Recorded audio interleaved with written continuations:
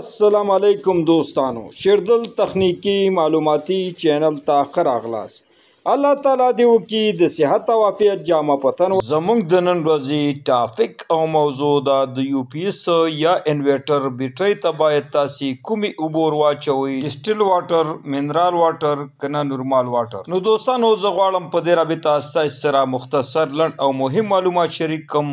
نو دوستانو دا ویډیو مه سکپ کوئ، تر اخره پورې وګورئ ترڅو د دې مفیدو معلومات څخه ځانونه برخمن کړئ. نو دوستانو راځو ټاپک او موضوع ته. دوستانو کله چې ستاسې د یو پی ایس یا انورټر بیټرۍ چې تاسې ورته نصب او کنیکشن کړي وي د دې اوبه کمې شوي وي او تاسې غواړئ دوستانو ستاسې بیټرۍ په اسانه باندې خرابه نشي او دا د ډیر وخت لپاره تاسې د دې څخه استفاده وکړئ، نو تاسې هیڅکله دغه خپلو بیټرو ته نورمال یا منرال واټر دا ورته مه استعمالوئ، دا پکې مه اچوئ، ځکه چې منرال واټر او نورمال واټر چې دا ساده اوبه دي، کله چې دا اوبه تاسې خپلو بیټریانو ته ور واچوئ نو دا د بیټرۍ د پلیټونو د کاربن کېدو د زنګ کېدو سبب ګرځي او په اسانۍ سره ستاسې پلیټونه له منځه وړي، ځکه چې دا هغه اوبه دي چې کله دا پلیټ ته ورسیږي نو پلیټ د بیټرۍ پورې دا نښتې وي، کله چې دا تاسې هر څومره خوټ کوئ نو دا بیټرۍ پلیټ چې دی دا کاربن کوي، زنګ کوي او بیټرۍ زر د منځه وړي. او عموما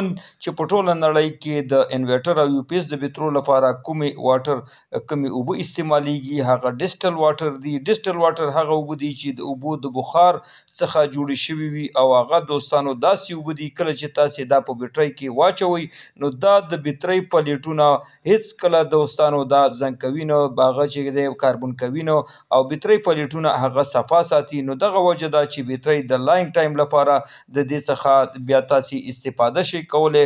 نو دوستانو که غواړئ کله چې تاسې خپلو د یو پی ایس او انورټرو بیټریانو ته چې کله اوبه کمې شوي او دې ته اوبه ور اچوئ نو تاسې دې ته صفا ډسټل واټر ور واچوئ او د لانګ ټایم لپاره د دې څخه استفاده وکړئ.